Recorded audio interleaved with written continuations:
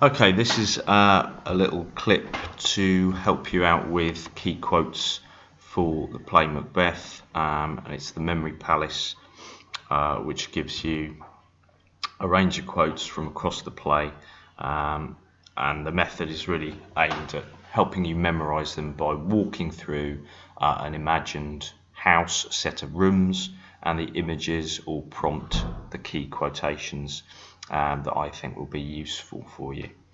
So it's not like you can't learn other quotes, but these might give you a good overview of the play. So as you walk around this Memory Palace, at the front door there is a big red card nailed to the door, a referee's red card, and that links to the first quote in the Memory Palace, which is fair is foul and foul is fair, from Act 1, Scene 1. A really important quote because it suggests confusion, uncertainty, ideas of what is good and what is bad. We don't quite know. The witches are playing tricks and they're out to manipulate and fool Macbeth. So it introduces the idea of sort of moral ambiguity, the idea that we don't know really what is good or bad. As you go into the hall, there is a flower, a big daisy, and coiled beneath that daisy is a snake. This links to a quote in Act 1, Scene 5, when Lady Macbeth, having learned that Macbeth has been told he will become king and that Duncan is going to stay in their castle, she says to him, "Look like the innocent flower, but be the serpent under it," which clearly shows her ambition and manipulation of her husband, and also her immorality. In the sitting room, you go past the snake under the flower and into the sitting room, and there is someone on horseback jumping over a coffee table, going round and round the room, leaping over on their horse. Okay, this links to a quote from Act 1, Scene 7, so right towards the end of Act 1, from Macbeth's soliloquy, and it is, "I have no spur to prick the sides of my intent, but only vaulting ambition." Basically what he's saying is, I want to become king, I want to please my wife, I have that ambition, but the ambition jumps ahead of me, and I don't think I've got the guts, the spur to prick the sides of my intent. I don't think I've got the ability to actually kill Duncan to take the throne. So it suggests Macbeth is uncertain even by the end of Act 1. Obviously he changes his mind and Lady Macbeth talks him round after this soliloquy. In the kitchen, we go away from the sitting room and the horse, and we go into the kitchen, and there's just an alarm clock going off constantly. And this links to after the murder of Duncan, with the line of dialogue from Macbeth in Act 2, Scene 2, which is, "Methought I heard a voice cry, sleep no more." So once he's killed Duncan, he's hearing voices, he's worrying that he will never sleep again, he will be racked with guilt. So clearly Macbeth is quite disturbed after the murder. As we go out of the kitchen and up the stairs, there is a tap in the middle of the stairs of this house, and it's just gushing water all the way down the stairs. And this is linked to a quote also from Act 2, Scene 2, but said by Lady Macbeth, and she's really the opposite. She thinks that they can get away with this, that they don't have to worry.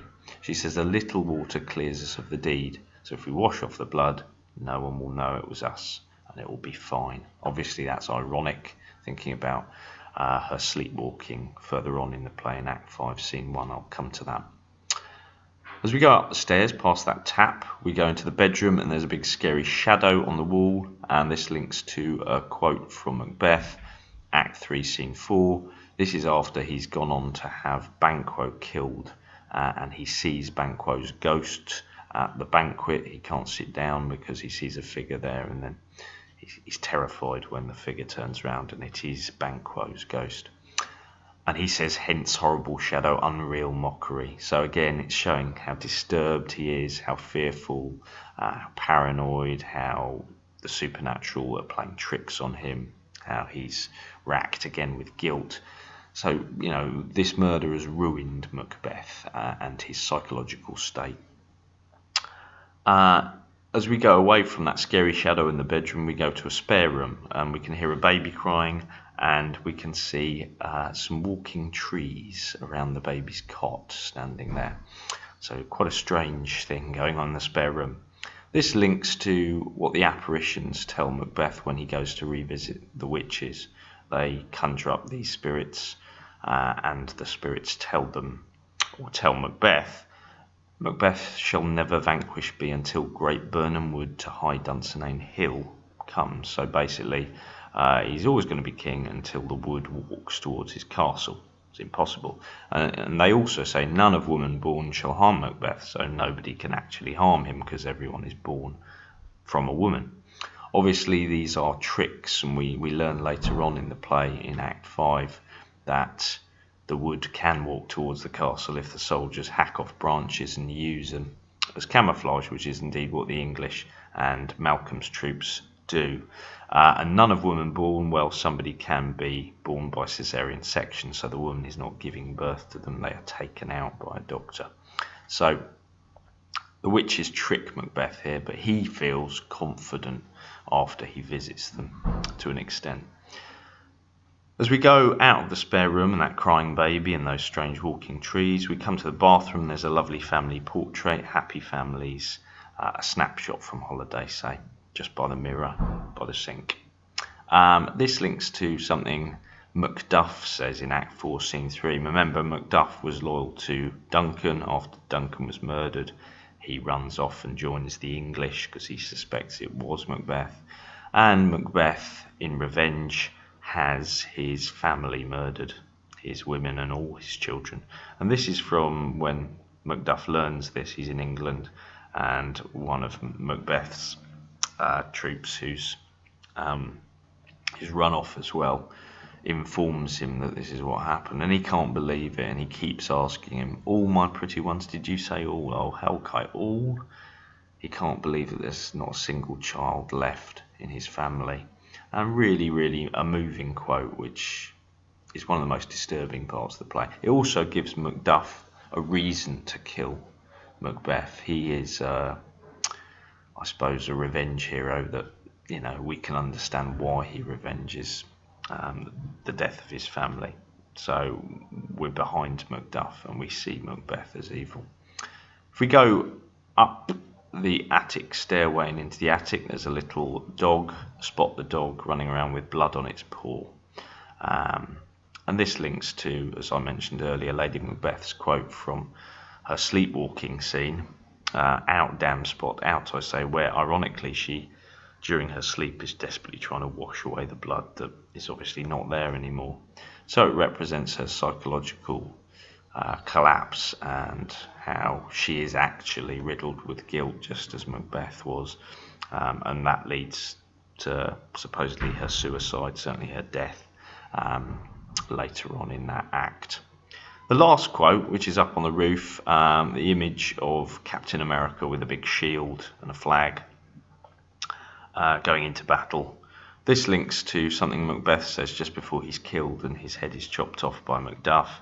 And he realises that the witches have tricked him. He says, yet I will try the last before my body I throw my warlike shield. I think that's a really important quote at the end of the play, because it reminds us that Macbeth was a great soldier. The tragedy of his life is that he tried to be a king, but actually if he'd stayed a soldier, he would have succeeded in life. He is brave, he's noble in battle, but as a leader, as a king, he is deeply flawed.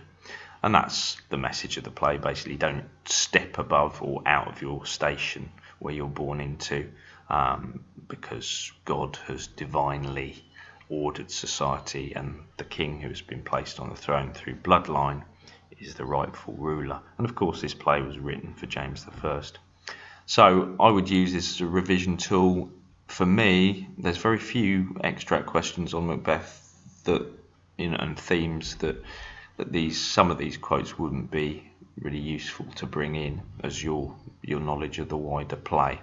So by all means, obviously learn quotes for specific characters and develop your knowledge of other quotes, but I would say this is a fail-safe.